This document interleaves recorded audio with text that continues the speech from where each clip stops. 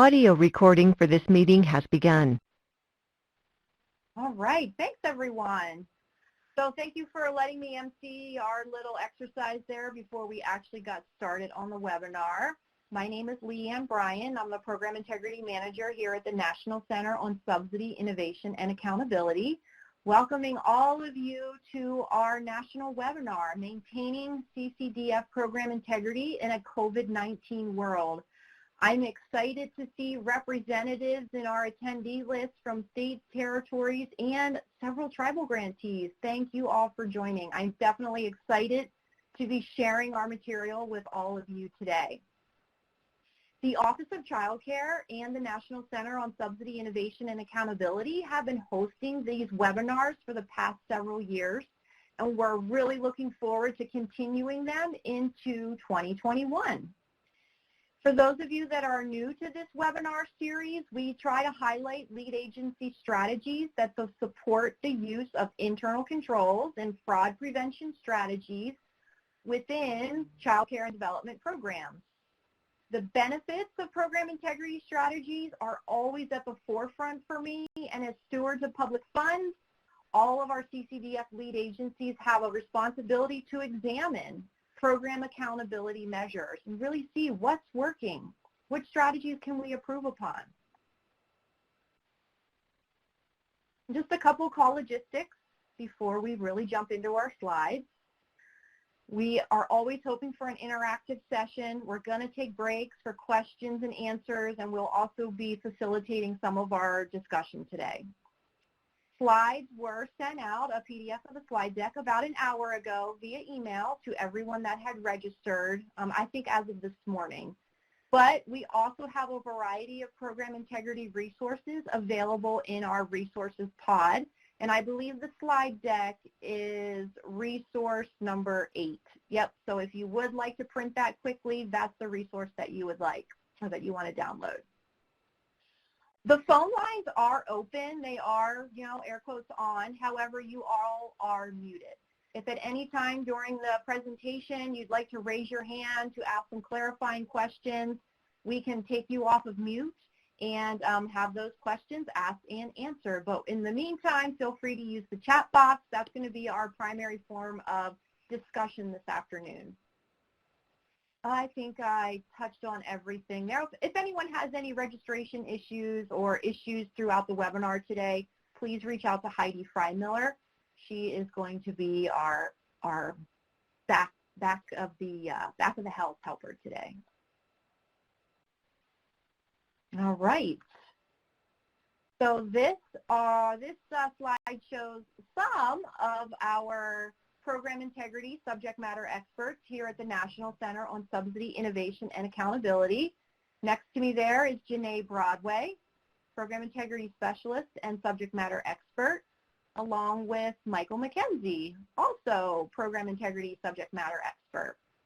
And before I get to the next slide, I just wanted to point out real quickly that program integrity is just one small part of our National Center. Our National Center also provides CCDF technical assistance on topics like subsidy eligibility, equal access, comprehensive background checks.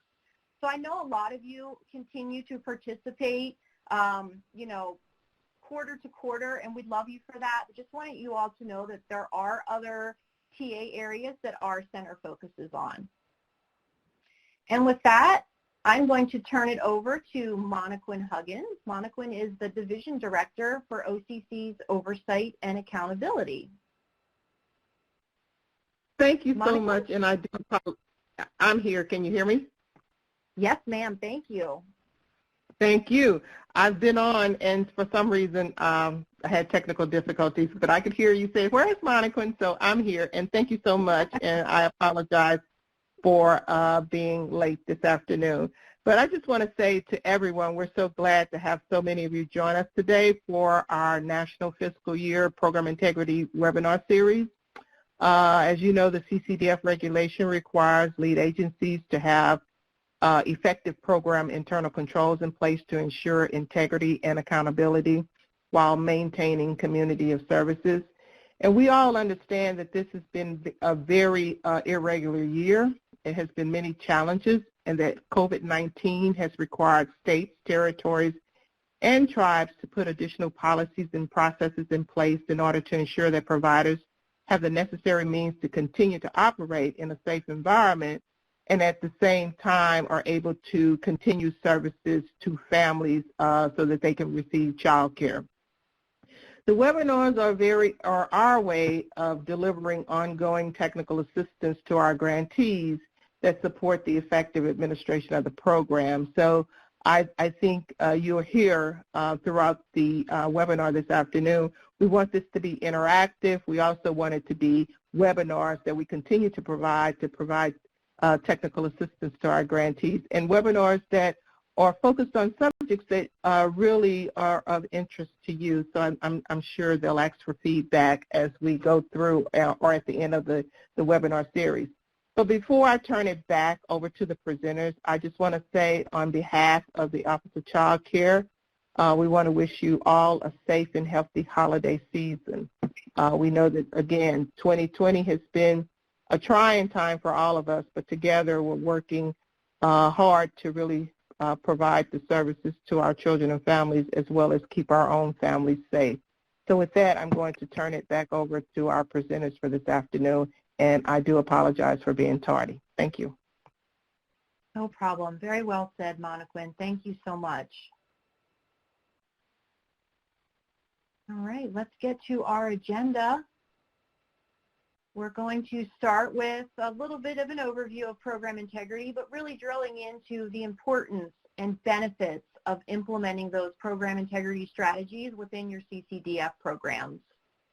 Mike's also going to talk through some of the common policy or process changes that we know states, territories, and some tribes have implemented as a result of the COVID-19 pandemic.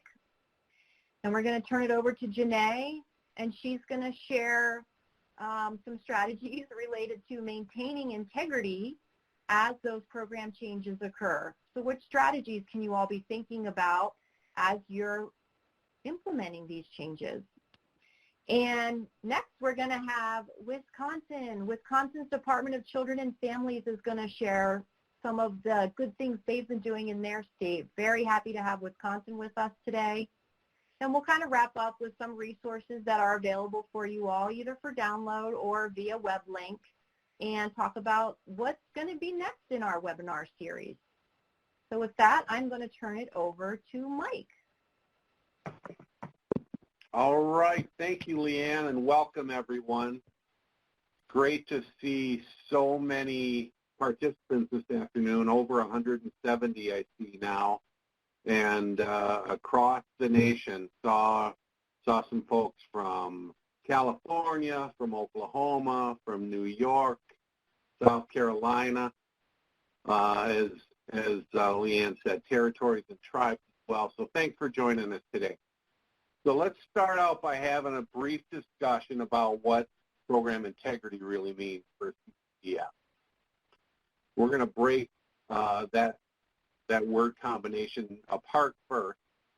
And if you think about a program, the definition of that is a plan or system under which action may be taken toward a goal. And then if you look at integrity by itself, that refers to a firm adherence to a code of especially moral or artistic values, summed up by incorruptibility.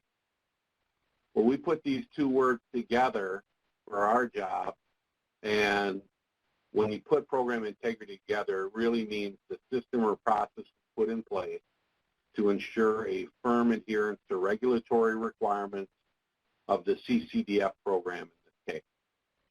Around here, we like to say that program integrity means doing the right thing even when no one is looking. And that's what I try to tell my grandkids as well. So why is program integrity important in CCDF? There are a lot of good reasons that it's important, and important especially to the success of CCDF. We all have a fiduciary responsibility to use program funds appropriately. And more importantly, safeguarding these funds allows us to maximize benefits for eligible children and families.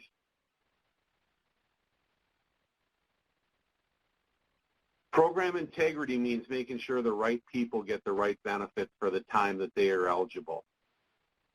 The benefit of this approach includes saving time and resources that won't have to be expended on correcting cases, collecting improper payments, and investigating fraud. Anybody who has ever done this work can tell you that is a lot of work. So it's kind of like the old ad about pay me now or pay me later.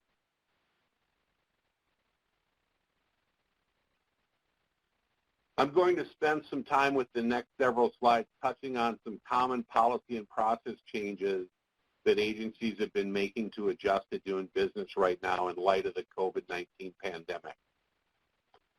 We plan to offer some program integrity tips for you as you implement or consider implementing some of these changes at your agency. According to a September 2020 publication by DHHS OIT, across the nation, agencies reported that almost 63% of child care centers have closed at some point during the pandemic. Many agencies use CCDF flexibility to lessen the impact of COVID-19 on child care providers and to ensure continued access to child care. These flexibilities have enabled lead agencies to support child care services despite disruptions to families and providers, and to give essential workers the opportunity to place their children in child care. To implement these changes in response to the pandemic, many agencies have sought changes in their laws, regulations, or guidance, requested waivers from ACF, and submitted CCDF plan amendments as well. We've included the link to the OIG report as part of the resources in the resource pod that Leanne referred to a little bit earlier. We understand the pandemic has posed significant changes to our states, territories, and tribes. Implementing policy and process changes has allowed agencies to continue to support families and providers. Some of the approaches are shown here, and we'll dig into each a little bit more in the next few slides. Please keep in mind that the report that I referred to looked at a snapshot in time from the end of April of this year. So there may be more up-to-date information out there. One site to check out could be the OCC website in the waiver amendment summary. All right, let's get into it. The first common policy and process change that we're going to touch on supports providers. This is one of the most common policy changes agencies have implemented lately, and it involves paying providers based on enrollment rather than attendance, and adopting more lenient absence policies as well. Both of these changes make sense at this time. According to the September OIG report, a total of 36 states pay child care providers based on the number of children who were enrolled rather than the number of children actually in attendance. And a total of 42 states allowed a more lenient, flexible absence policy under which child care providers would be paid even when the enrolled children are absent for more than the number of days normally permitted. PI tip for you: to support changes like this, ensure the provider-parent agreement is clear, and including how you define enrollment.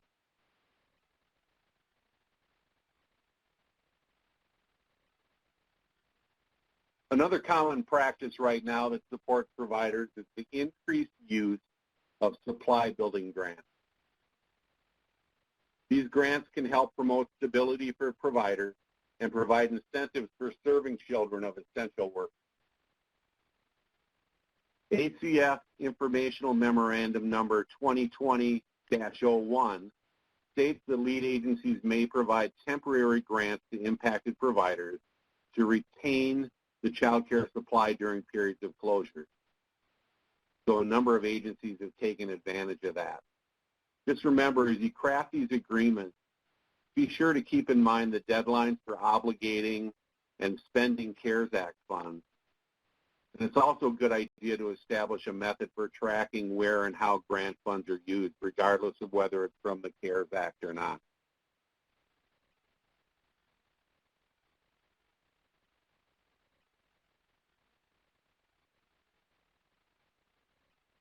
A number of agencies have provided additional payments to providers to help with personal protective equipment, or PPE costs, to support the health and safety of providers and the families they serve. IM 20-01 states that lead agencies may provide CARES Act funds for the purpose of cleaning and sanitation, other supplies, equipment, virtual professional development opportunities, staffing, and other activities necessary to maintain or resume the operation of programs.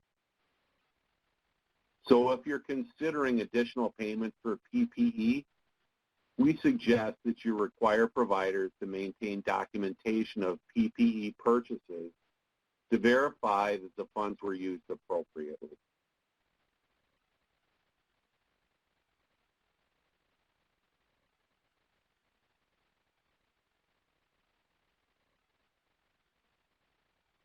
According to the OIG report, agencies also commented on the difficulties the pandemic has caused in obtaining fingerprint checks for prospective child care employees. Excuse me. One agency stated that it was difficult to hire because many fingerprint locations are closed and getting a child care background check has become a heavy burden. As a result, many agencies reported that they have submitted or plan to submit waiver requests to address these difficulties. Given that, there may be an opportunity here for you to work with partner agencies to determine which checks can be done immediately to still hire staff while ensuring the safety of children.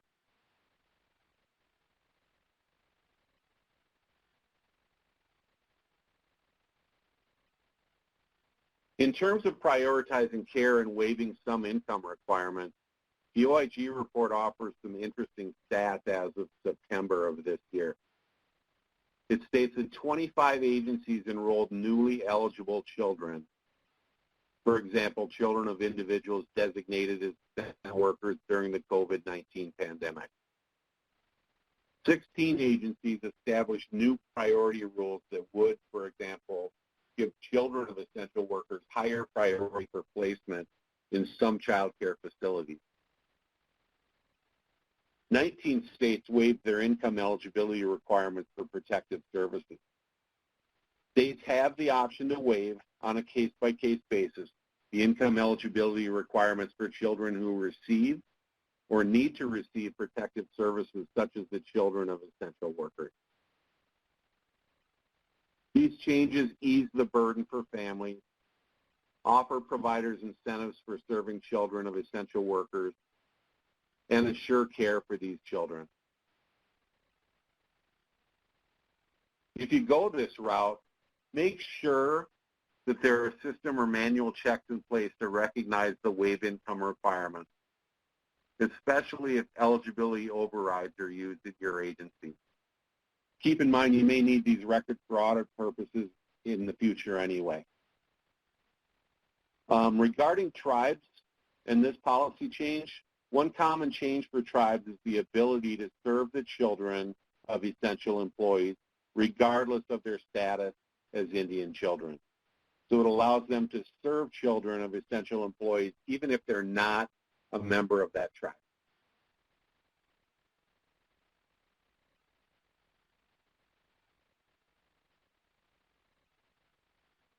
Many agencies have also waived or reduced co-payments or increased eligibility limits. According to the OIG report, 32 agencies eliminated or reduced co-payment requirements, and 11 changed their income eligibility threshold. These changes relieve cost burdens on families who may otherwise have had to drop out of child care, and it helps providers maintain a steady stream of revenue and stay open to serve families who really need it right now. If you do make these changes, we recommend you develop clear guidance so eligibility workers can make the correct determination on what costs are waived and for how long.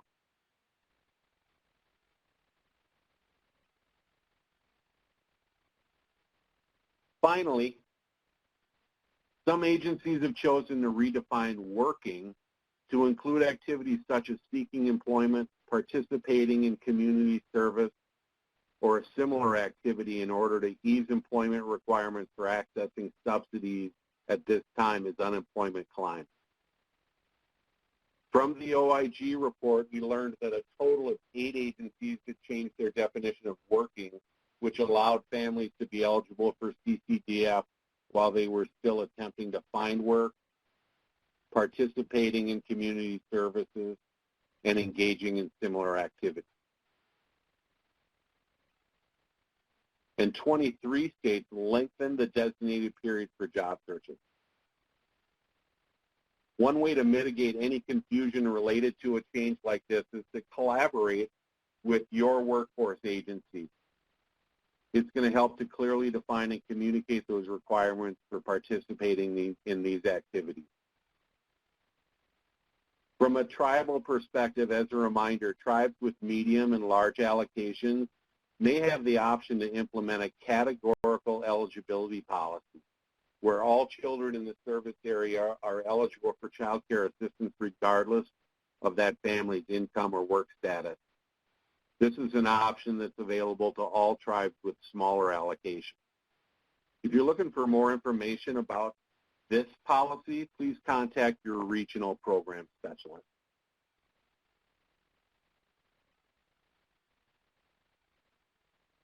Okay, folks, we have covered quite a few changes to consider, but I'm sure there are many more. So here is your chance to share. We're wondering if you have implemented a policy or process change we've not mentioned, and if you have, please tell us about it. Also, in thinking about this long term, are there any policies you've implemented in response to the pandemic that you think you will maintain even after the pandemic burden has eased? We'll try to answer any questions, but if we don't get to your questions with an answer today, we will follow up after the webinar. Please use the chat box that you should see now to share your strategies or pose a question for anybody. So I'll just give you all a few minutes to weigh in and see if anybody has anything they'd like to share with us.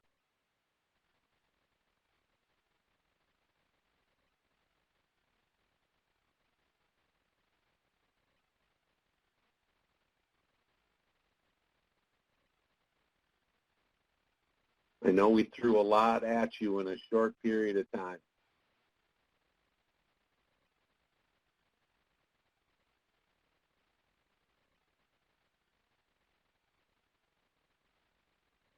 Thanks for sharing that, Marla. She's indicated that they implemented in-home care and that they think they will maintain that.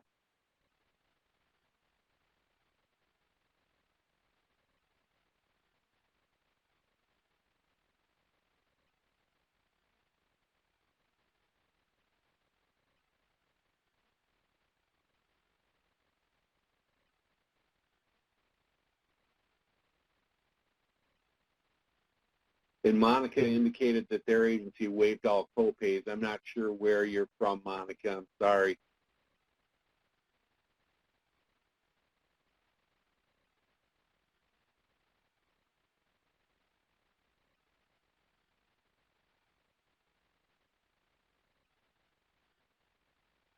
See a few folks typing. Monica is from one of the tribes in California. Thank you for that.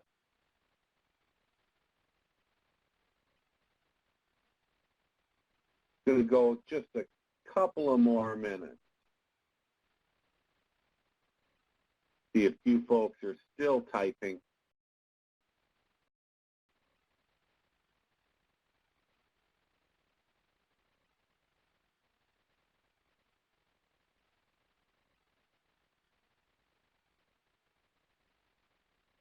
Thank you, Alicia. She indicated that Massachusetts implemented reimbursement policies for school-age children attending school on a hybrid model.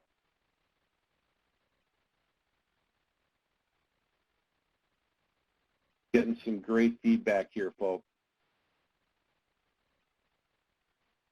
Christopher indicates that Georgia implemented a temporary policy waiver that allowed providers to bill whether open or closed, or whether children were in attendance or not. Very interesting. Bernadette says that her agency, her tribal agency, waived relative care providers from background checks during the pandemic, but they'll complete them as soon as possible. Yeah, that's a common issue right now. And finally, Tamika indicated full-time care to school-age children participating in e-learning environments. So lots of good feedback here. Thank you, folks. But for the sake of time, I'm going to keep things rolling.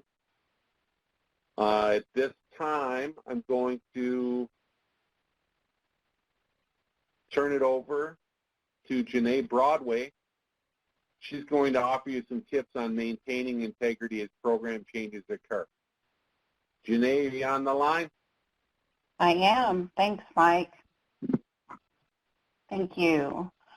So Mike has provided us with some common examples of how policy and process changes have happened, some common examples, in wake of COVID-19.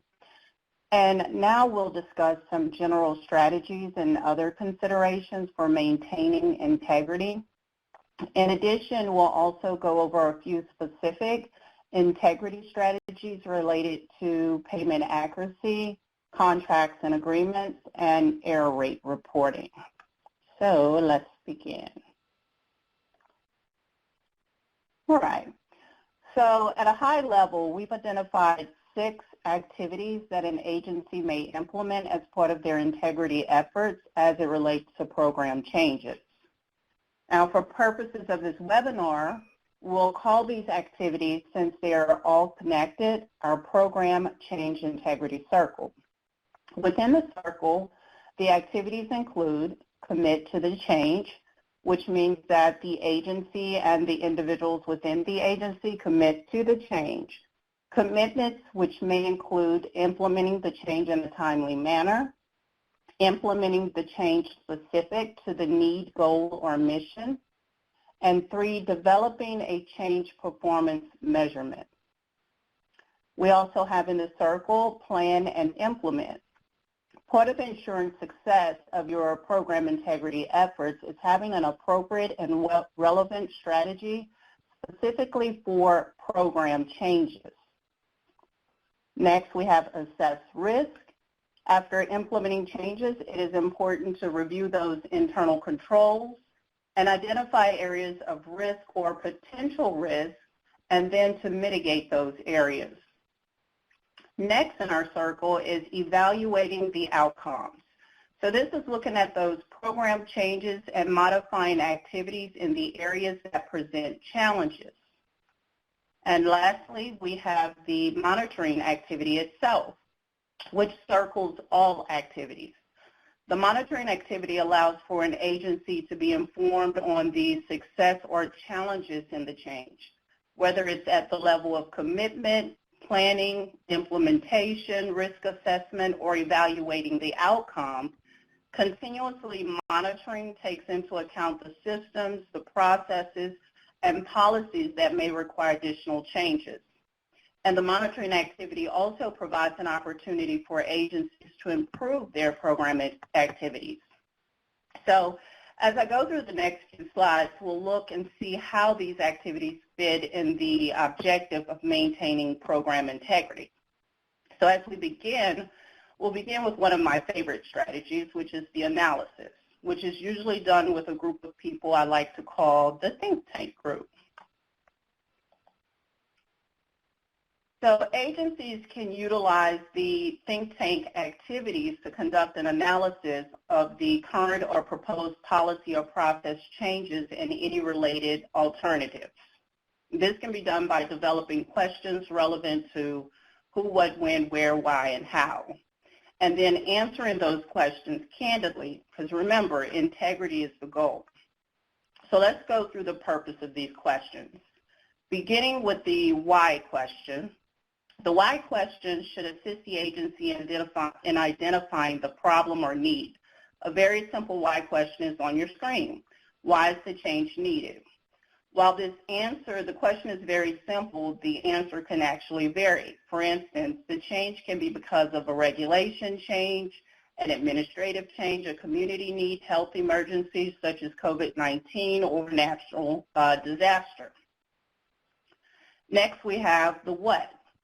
The what questions take a deeper dive into the current process, alternatives, and the change impact on the agency and any other program elements that may be affected by the change. Then we have the when. The when question should include all aspects of the process. This allows the agency to create realistic timelines that account for challenges. Some delays are unavoidable, so realistic timelines support communication, participation, training, and implementation deadlines. All right, so next we have the where. So the where questions are to ensure that all of the right parties are at the table for the change and that the change is applied appropriately. The where questions should be fully thought through. Asking the right where questions can assist the agency in mitigating gaps and support the decision for the policy or process choice. Next we have the who. Who questions will allow agencies to acquire input from staff, stakeholders, and the community. This input can help inform the decision and encourage others to take ownership in the change. Also, who questions can inform the agency of who will be affected by the change, who will develop the change, approve the change, and even who will evaluate the change. And last and certainly not least are our how questions. So how questions are another great way to seek out any risk at onset related to the policy or process change. These questions should provide additional background and knowledge as it relates to the proposed policy or process change, and may include information on how to successfully implement the change, train staff, and provide additional communication avenues. Now, what I'll add here is that there's not a specific order to ask these 6 questions, and the agency would decide how best to utilize the questions. However, when developing the strategy, it is important to eliminate any overlapping questions or duplicate questions in the process, because the ultimate goal of conducting the analysis is to assist the agency in their program integrity and the continuity of care efforts prior to implementation of the program changes. So after implementation, we have post-implementation. Now, the following strategies on your screen can be used post-implementation of a policy or process change as a way of maintaining integrity. So first, we have relevant and responsive internal controls. While the idea is to put those internal controls in place during the implementation process, agencies may find it beneficial to review those internal controls after implementation. This is to ensure that they are relevant to the program change and response to the change timely. Now, on the other hand, if the internal control was not implemented at the time of change, then the agency should consider incorporating the internal control mechanism immediately during the post-implementation review. Next, we have conduct risk assessment. So 9868 advises agencies to have a process in place to identify risk, and the agency could utilize the same process or something similar to identify risk specific to the process or policy change. And I'll point out here that agencies could also review their internal controls during the risk assessment. And next we have collaborate and coordinate. Because changes may affect different areas, and have many moving parts. The process may require individuals from different areas within the agency or outside the agency. So it's important that the individuals find a common ground and work together. Be open to change and build strong internal and external partnerships. Next on our list is the implementing system edits and alerts. So child care systems can provide technical oversight. Implementing system edits and alerts specific to the change can hold the agency and staff accountable and assist in the integrity efforts. And then we have enhanced oversight for fraud. So regulations, policies, and process restrictions may loosen, right? Which may present a new opportunity for fraudsters to develop new fraud schemes. Utilizing maybe a think tank group as one option to acquire possible fraud scenarios will allow the agency to implement relevant internal controls proactively. Also, as part of an ongoing monitoring, the agency could review questionable activities. If your agency utilized some sort of predictive analysis already, this could also be another great way to enhance your fraud oversight.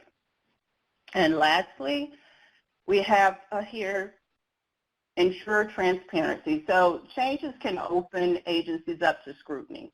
By implementing a process that includes transparency, the agency can build trust, strengthen accountability, and promote integrity. For example, there's one state that has a reports link on their website. One of their specific reports is related to CARES Act federal funding. This report allows the community to see what has been allocated and expended. Now let's look at some program integrity strategies or some integrity strategies related to specific changes, and we'll start here with payments. So let's say that the agency made a change or needed to make a change to either co-payments, provider rates, or provider payments. Here are a few integrity strategies an agency could consider. So here the agency could consider identifying and implementing, when it comes to provider monitoring and billing and invoices, an agency could identify provider monitoring, billing, and invoices. Sorry about that. An agency could consider identifying and implementing accountability strategies.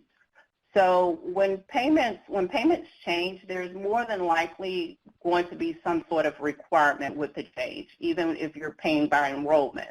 So the analysis or review of the agency's program change may prove to be useful in determining what is the best monitoring activity for the agency and what avenues are available to conduct the monitoring. For example, Mike mentioned earlier the flexible attendance policies.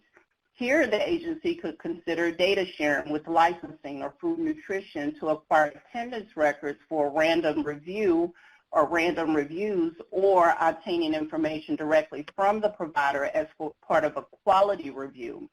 Another option would be conducting a systematic quality performance measurement review as an option. Next on our list is targeted authorizations and payment reviews. So this is an internal checks and balance system and could possibly be completed by eligibility or payment supervisors or any other designated staff. This would be a first-level review of authorizations or payments. The purpose of this review would be to ensure that the program payment changes are being applied appropriately and accurately. And next, appropriate administrative oversight. So accountability is the key, which means someone from an integrity standpoint could have direct oversight of the process change. This person may be part of the team or manages a second-level review team. The team is separate from the eligibility and payment staff and have a clearly defined responsibility of oversight and reporting. And lastly, we have system testing. While testing should and usually does occur before implementation, post-implementation routine testing is important. An agency may have exhausted and tested all plausible situations to ensure the success of the change in their child care system or systems, but those what-if questions and isolated incidents shouldn't be dismissed. Also, the agency could consider, going back to the think tank sessions, to think of as many different scenarios as possible and run system tests against them. It was more common than not when I was in state government that we would run into those that's never happened before, or how did that happen, or what's different about this case, etc. So system testing allows the agency to monitor, assess, and evaluate changes, especially payment changes. All right, so now let's move to contracts and written agreements. So in some cases, the change may require a new contract or agreement. So here are a few strategies to consider. So first we'll begin with RFIs and RFPs. So here we suggest that agencies fully research and understand your state's laws and regulations when it comes to procurement for services to ensure the process is completed accordingly. This will avoid delays, conflicts of interest matters, and any other disputes. 2, ensure the cost is allowable, not excluded from regulations, and the agreement or contract includes a cost allocation plan. These efforts can hold all parties accountable for spending and billing. Next, we have auditing. So a business process review, either internally or by third parties, specifically on agreements and contracts, may prove to be useful in an agency's integrity efforts. And lastly, designating a staff member or members to provide direct oversight to review the payments billing in addition to monitoring the performance, and developing performance measurements that should be communicated with the third party at the beginning as well. Here, I'd like to point out or add a side note that federal regulations also provide information on written agreements and contracts at 98.11 under administrations, under contracts and agreements, and is a good starting point to understand the type of information to be included in the agency's agreements and contracts to maintain integrity. So let's go to the last section here, which is error rate reporting. So changes in policies or processes in eligibility determination and payments will have a direct effect on the error rate review process. So with that understanding, here are a few strategies on your screen to assist you in maintaining integrity. So 1, you want to track policy and process changes to ensure that revised and or end dates are documented and old policies or processes are easily accessible to error rate reviewers. And depending on when the change occurred, the record review worksheets may need revision and approval. Next, you want to ensure that changes are communicated to staff and staff are properly trained. This communication activity can be done through either written memos, email blasts, or individual group training sessions, etc. And lastly, conduct real-time targeted case reviews. These targeted case reviews are looking specifically at how staff are applying the new policy and process change, or process change. And this can identify any training needs and ensure integrity while lowering any future improper payments resulting from the change.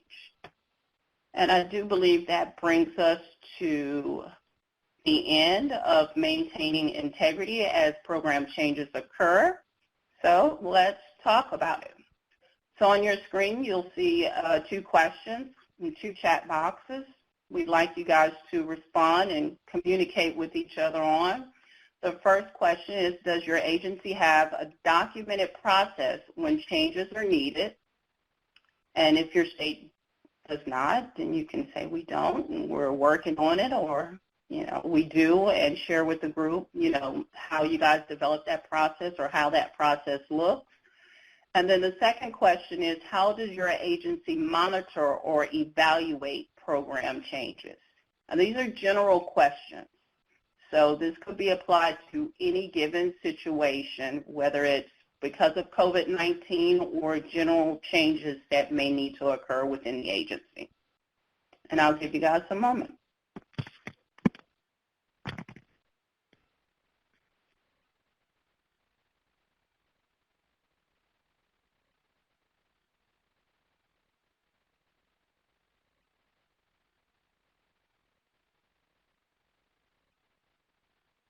Yes, and if you prefer, Leanne just typed in the chat box, if you guys prefer to share via audio, you find it easier, just go ahead and raise your hand and we'll unmute you.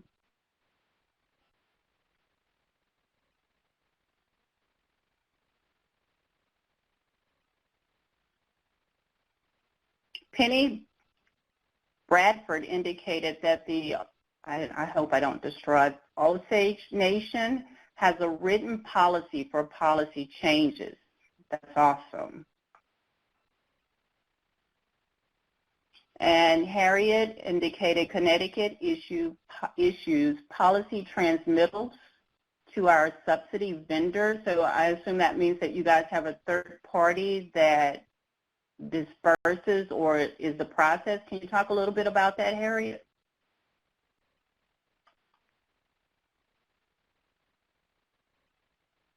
And for monitoring and evaluating, Penny indicated that annual internal reviews are conducted for program integrity and grant compliance.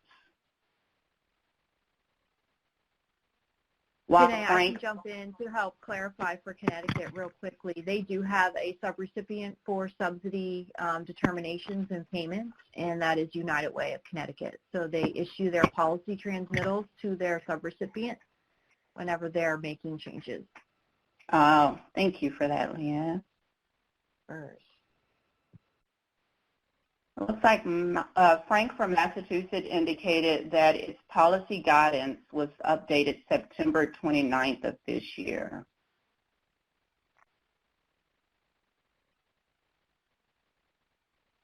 And Christopher Lynn says Georgia has a change control and an SDLC process for system changes and is routine. It is on a routine biannual for policy changes as well as a HOC policy change needs or temporary policy waivers and policy clarifications. Great job. Chris, you want to share with us how do you guys evaluate? Let's see here. It's on a routine biannual policy change needs. So how do you guys evaluate those policies once they're implemented?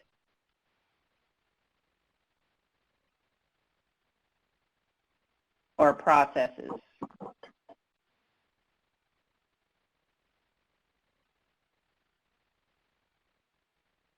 Alicia says that when changes are being discussed, a meeting is held with legal, policy, accounting, budget, contracts, and IT to see how the change affects all of those areas. Kind of like a think tank group. I like that. And I'm sure you guys are asking those questions, who, what, when, where, and how. We'll give it a few more, another minute here, and then I'll turn it over to Mike.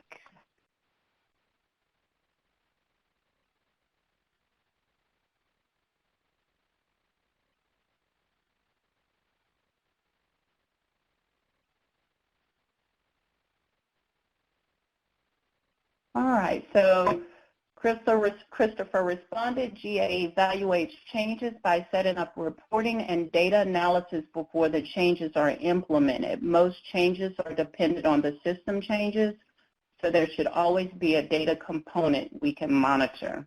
That's kind of the answer I thought that Georgia would have for me, Chris. Thank you. I'll turn it over to Mike now. Thank you, guys.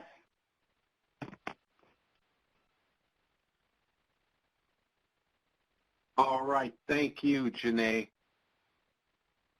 We think it's always interesting to get a lead agency perspective on these topics that we discussed. So today I'm pleased to introduce some strategies, or actually people who are going to discuss these strategies from my home state of Wisconsin, from the Department of Children and Family. So we've got two people that are going to talk about this today. Dawn Moyer is the Training and Communications Section Manager in the department's Division of Early Care and Education. Dawn's team supports training and communication efforts across all bureaus and program areas, and they assisted with the Child Care Counts program implementation that's going to be discussed today. Jason Bierbrower is the project manager of child care online applications at DCF. He and his team create, enhance, and maintain regulatory, subsidy, quality, and program integrity web apps. He has been with DCF for 11 years. Dawn indicated she's been with DCF for 4 years. So without further ado, Dawn and Jason, I'm going to turn it over to you. Thank you, Mike. Hello, everyone. Thank you so much for inviting Wisconsin to share our experience navigating COVID resources for early care and education. We're starting off here with some quotes from child care providers who received funding through our Child Care Counts payment programs. You can also see in the quote from our governor, Tony Evers, that his administration has prioritized the needs of early care and education in our community. So this is where we ended up, so it seems like a good place to start. So next we'll talk about how we got here.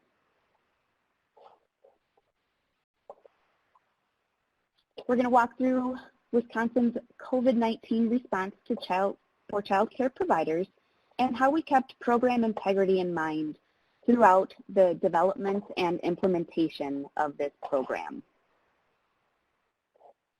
So where did it all start? Let's take a look way back in March. COVID-19 caused this public health emergency, leaving a wave of challenges to follow. Businesses were shutting down, forcing people to either stop working or work from home. Schools were closing, child care providers were closing, and suddenly huge numbers of Wisconsin's children went from being in care to being at home. Early on during this time, DCF quickly implemented IT changes to our existing system to be able to use it for a child care matching process. This involved the system communications, development of a call center to match essential workers to available child care, as well as a public-facing dashboard to display up-to-date information. We didn't know it at the time, but this process really helped set us up for our next challenge, using CCDF funds to get money out the door and into the hands of families and child care providers to support early care and education across the state. So we've identified big problems. Essential workers need care. All families need child care. And many families were experiencing loss of income as well as additional child care expenses due to school district closures. At the same time, making it more difficult, child care providers were struggling with maintaining their workforce, and many programs were being forced to close due to the impact of the pandemic. We really needed to support providers so they were available to continue to care for children in our communities. So we know what the solution is. Once we received approval on our funding application, we needed to distribute those funds. Pretty straightforward solution, right? But we weren't exactly sure what it would look like or how we would get there. We just knew we had to get there. So we quickly take off. And early on, the process was a little bit like building a plane while we were flying it. Things were changing. There were many different pieces involved that had to really work together, make sense, and function properly. Just to show a little timeline, we started some initial work around mid-April, and our first Child Care Counts Emergency Payment Program application launched on May 18th. So next we'll take a look at how all of the pieces came together. We used our IT systems, communication, staffing resources, to all get to that desired outcomes in supporting providers.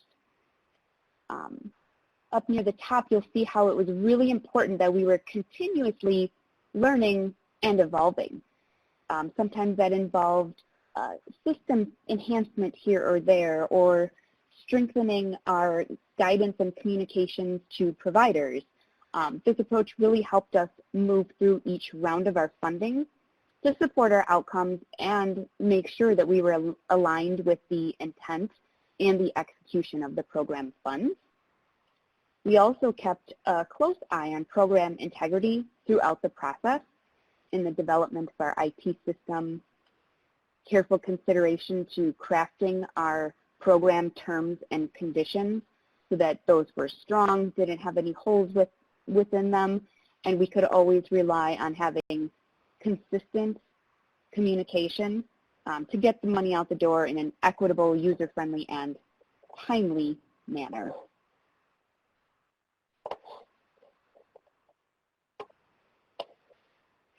So in order to determine how the system should function programmatically, we first needed to identify and really understand the needs of our communities. So our first emergency payment program focused on 3 areas. The first was funding for essential workforce families, and this program supported the cost of providing care for essential workforce families and could be used for paying staff, reimbursing families, or other allowable expenses. The second was incentive pay to support the cost for providing incentive pay for child care providers and individual educators. And those funds were used to increase pay during the state of emergency for current employees, providers, and individual educators.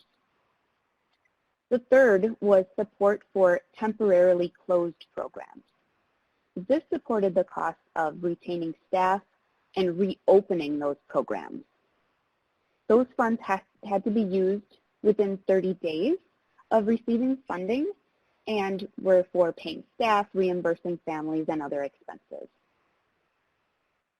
We had a second supplementary payment program, and this time we changed the focus a little bit to fit the needs of the community at the time. Our first program was aimed at supporting safe, healthy, and high-quality childcare opportunities. And the second program was funding staff recruitment and retention efforts. So once we had identified the program structure, what our focus was, the IT work had to constantly evolve and respond to changes, such as in application questions, data that was being collected, and how all of these changes would impact our calculations or money that's getting out the door. So just for a little setup of how we got our programmatic ducks in a row here, now we'll talk about how that system came together. So I'm going to pass it over to my amazingly talented colleague, Jason Brewerbauer, to talk about kind of the magic that happens behind the scenes. All right, thanks, Dawn. Yeah, it really was a really big group effort here, and as our IT folks kind of put their work into it, it really tailored into everything that Dawn was talking about so far. The application, so I want to start off talking about how child care providers applied for these payments.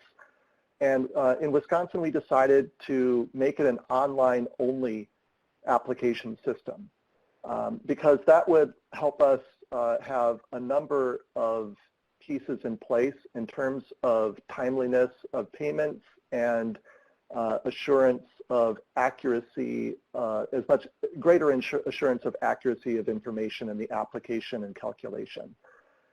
So we opened up another module within an existing application that we call Provider Portal, and providers already use this portal to comply with background check requirements and for viewing subsidy information.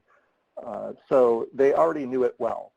But of course, we can't expect everyone to be online and apply. So at DCF, we spun up a call center so that providers who did not or didn't want to or couldn't use the online system, they could either call or email the call center, and the call center helped with getting them to apply, that is, entering the information on their behalf into the system so that everything could be in one place for the applications. Another real big benefit of the call center is that they were able to answer questions that providers had during the application process. And from a DCF perspective, we were able to learn a lot about what needed to change for the next application period. Because it's not like we gave out all this money all at once. We had multiple application periods across, there were 5 different application periods, and each application period was about 2 weeks long. And so during that 2-week window, the online system could make sure that we were really restricted for that online, for that 2-week window, and it made it fair that you had those 2 weeks to apply and to make any changes. But then being an online system, it really helped a lot with some of the questions that you get from providers at times, like, oh no, I submitted my application, how come you didn't get it? So we didn't get any it got lost in the mail kinds of complaints. We did get complaints like, I thought I submitted, but being on a web system, because we were logging the web activity, we were able to go back and view anyone's claims to have been in the system and making changes and submitting, and if they did or did not. So it made answering those kinds of questions much easier being an online system. The application itself also allowed for a number of validations to help prevent inaccuracies, such as checking for duplicate children being entered into the application, cross-checking before the applications were submitted to make sure that there were consistent answers, that the program was, that the child care program was actually qualified to receive funds. They were closed enough, or they weren't, or like they were closed enough days, or they were not, or they were open enough days. Those kinds of things were easier to check. Also, we were able to give them the good visuals of knowing whether or not their application was still remained incomplete because they hadn't given us everything that is required for us to be able to make our decisions and calculations, or if they have and they're able to submit the information. This next slide shows a picture of one of the application pages. It's a little small, but you can see that there's a bunch of boxes. They could select yes or no, fill in a bunch of details, and then there were numerous pages of this process. So they would fill out common details about the application. They would add children. They would add staff. And during the process of adding different staff and children, we were able to restrict and make sure that providers couldn't apply unless they were actually regulated. We could, during the children process for the subsequent applications, we could allow the copying over of prior children to make it easier for them, and yet we still would leave a few things blank that were really critical for them to focus on, like, did this child actually attend during this period? Was this child attending full-time or part-time? Those kinds of things that actually change from funding period to funding period, we could help them focus on that to increase accuracy of the applications. Staff that were added into the application needed to first be added into the regulatory system. So this made sure that they weren't adding a bunch of people that actually were not staff. And then also the application system really helped us later on during the auditing process after we had sent out the money. Because we had all of these details in here and the system, it made it really convenient for communicating with the provider during that auditing process. We were able to upload all the kinds of communication documents from program integrity to providers who are being audited so that they could see what kinds of information they needed to provide for the audit. And also we allowed them a place to upload documents for the audit so that it could be a safe, secure way of them giving that information back for that audit. There we are. So moving on to the calculation. So the first part is the application, and then we wanted to calculate the amount. So when we calculated the amount, various payment programs had different calculation algorithms, different parameters that went into deciding how much each provider would get. But it would be based on things like the type of care, is it group or family, number of staff, number of children, the periods in which they were opened and closed, and more. And varying it based on all these details had a number of advantages, like being able to have a greater sense of fairness about the amount of money that went out to each provider, and being also able to tailor that information so that, tailor the amount so that it would fit the budget well. During the calculation process, we made sure that the staff who were being counted in the calculation had actually passed their background checks and were indeed eligible. This made sure that we weren't giving out extra money for staff or providers that were somehow out of compliance with the regulation. In terms of, and then maybe actually let me move back just a moment. Because of the discussions earlier, let me just mention in Wisconsin, this did not mean you had to have a fingerprint done. What you are able to do is just fill out the background check request form along with all the information about the staff, and we have a way of doing an automated name-based check for staff because we have an interface with the Wisconsin Department of Justice. So it was actually, it's a pretty low bar to be able to get a background check in terms of difficulty. It's pretty easy to be able to get that background check completed. And so we thought that that was a great way to kind of go hand in hand with the compliance effort and yet not overburden child care providers in their background checks. So we did have to make a number of adjustments to the calculation along the way to make sure that we fit within budget. So that we did, and then having that system made it easy to do so. Oops, I went a little too far there. I also wanted to mention that as a result of the online system, we were able to graft into existing systems, and so that really helped increase the strength of our program integrity.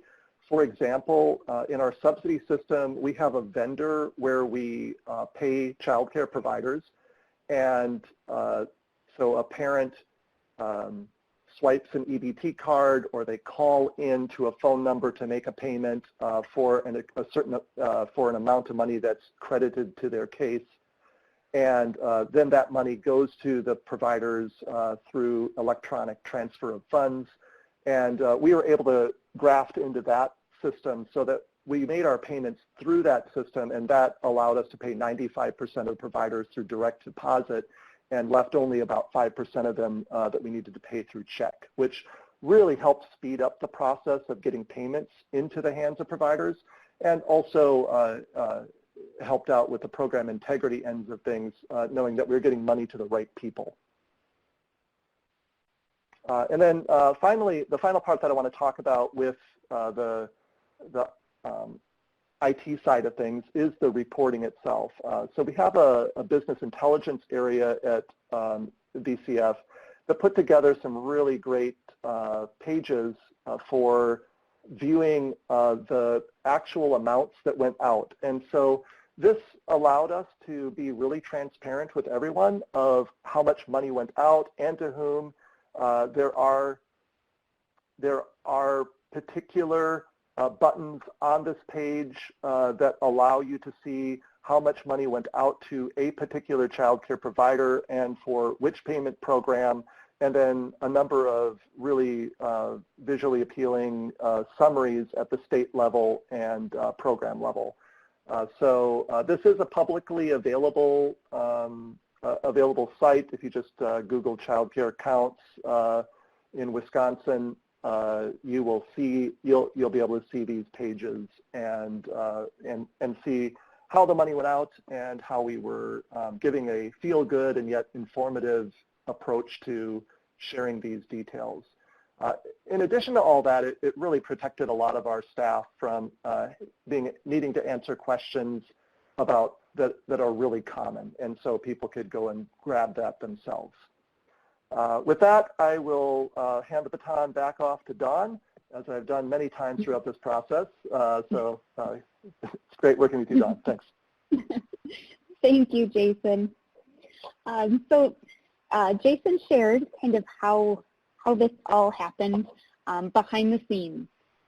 We also really had to think about the human element that was needed to speak for the system, the process, the data. So here's where our staffing and communication really came in. We had a number of different audiences with different needs who were going to need to know about this program. We had to produce training, guidance, instructional materials, and communicate very clearly about all of it. Jason mentioned the call center already, so just to talk about that a little bit more. Guidance and information for staff on this call center was critical, and it resulted in a fully functioning call center that was able to do a lot of great work. The call center was set up with a number of dedicated staff to handle incoming requests from providers. They responded to provider inquiries about the program, assisted those who did not or chose not to use the child care provider portal to submit their applications. They communicated by phone and by email with providers, and this communication was really important. There's not always an opportunity for a great deal of direct communication with our department and providers, so this was really a time to show that DCF was here working hard to be there for them and to provide a solution to a problem that we had never seen before. And the call center was equipped with all of the same information that was provided to providers and the public, and we really gave a lot of careful consideration to this to really support the integrity of this program. Again, making sure that everything is transparent and equitable, to ensure that any provider who contacts us is going to get the same answer, and also that that answer is very likely to be found public-facing on our website. We were constantly adding additional guidance, adding to our frequently asked questions section to make sure that all providers were getting all of the information that they needed to get through this application.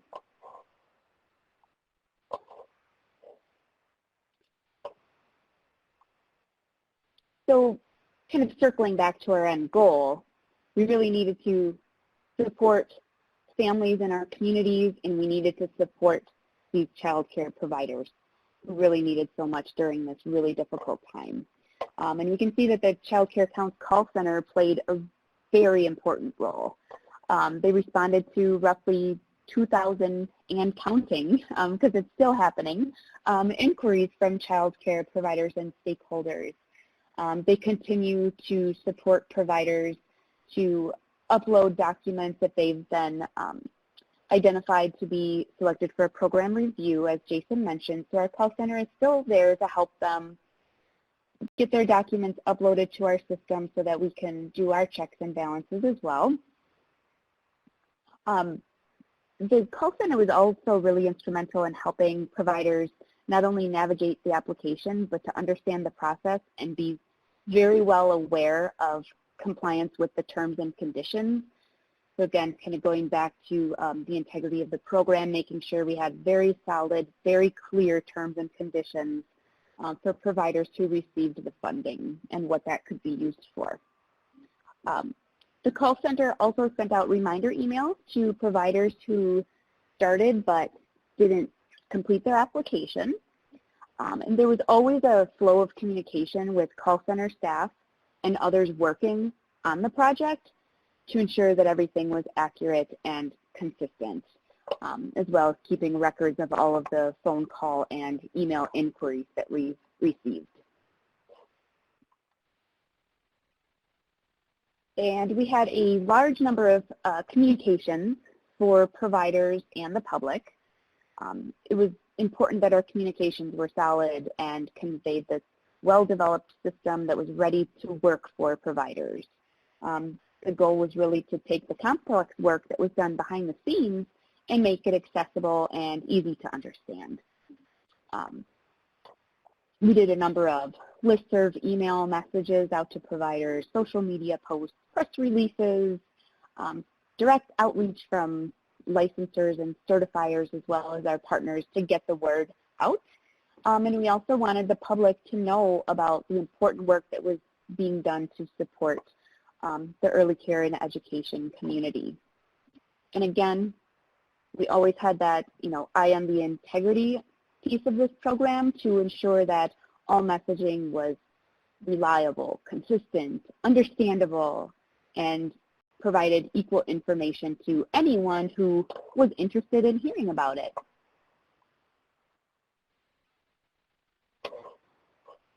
So that kind of brings us to the end of this story that we wanted to tell you about today. I really liked the comments I saw in the chat box early on about finding something positive in this time about, getting money out the door to support early care and education. And that's really, really the most important thing, a bright side of all of this, if you will. So that is our story of our travel through our child care accounts payment program to support early care and education in Wisconsin. So thank you very much for letting us talk to you guys for a few minutes today, and I will pass it back over to Mike. Dawn and Jason, thank you so much for sharing this information today. Very valuable, and kudos to you and your department for the support you have provided to providers and families in the state of Wisconsin.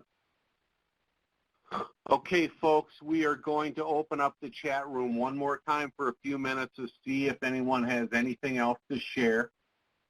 This is your chance to ask questions of the presenters or your peers.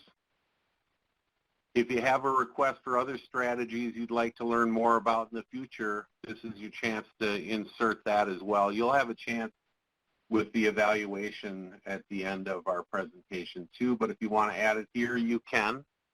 And as Leanne mentioned before, if you want to say something or pose a question through the audio, check that little hand up at the top of the screen and we'll see if we can accommodate your request.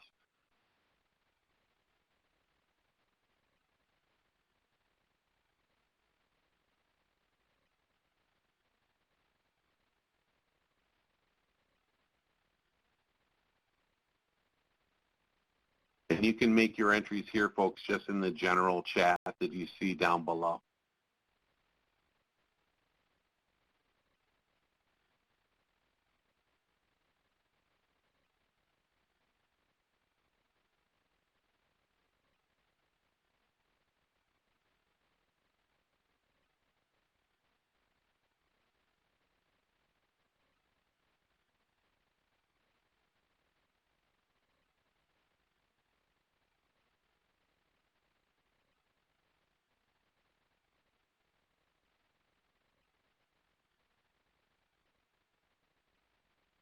Got a couple of folks typing right now.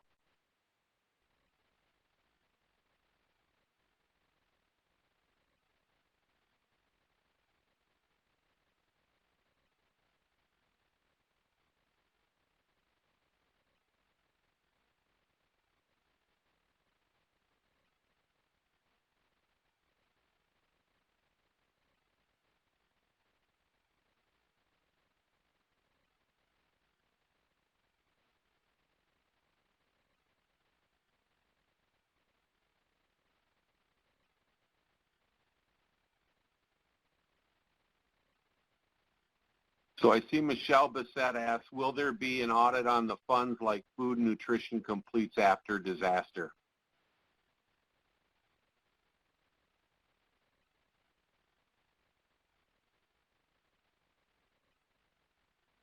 Is that a question for DCF? No, I think that's a question probably more for OCC. Let us take that one back, Michelle, and we will get back to you. It's a great question.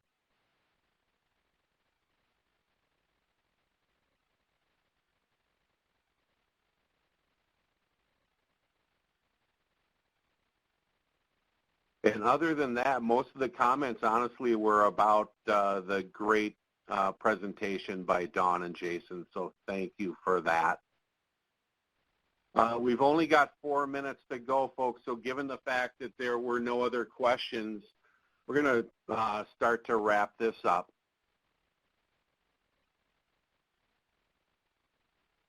So as we start to wrap up today, we want to share some resources with you that we think could help you out as you go back and help families and providers at your agency. You'll see the links to each of these resources so that you can easily access any of them if you're interested in learning more. Again, the presentation itself is included in the Program Integrity Resources pod below. In addition to these, we've got a few more for you. We've had a total of 12 today. These are a few more resources with links to access them also. You'll find some of these resources available in the PI Resources pod on your screen. If you need any help accessing any of these resources, even after today's presentation, please don't hesitate to ask. And as I said, today's PowerPoint presentation is also included in the resource pod in a PDF format for your reference.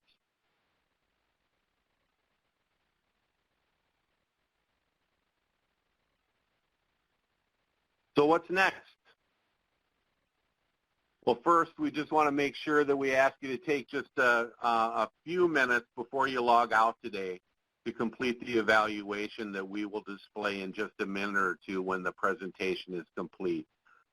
Your feedback really helps us identify topics of interest, and it improves our presentations in the future. Right now, our next program integrity webinar in the series is scheduled tentatively for March 16th, 2021. Hard to believe, folks, but 2021 is just around the corner, and I don't know about you, but I'm looking forward to it. So, and of course, if you have any ideas for future presentations, feel free to email me directly. You see my email address on the screen right now, and it's in the PDF. We'll share more details as they become available for the webinar. And with that, just want to say thank you.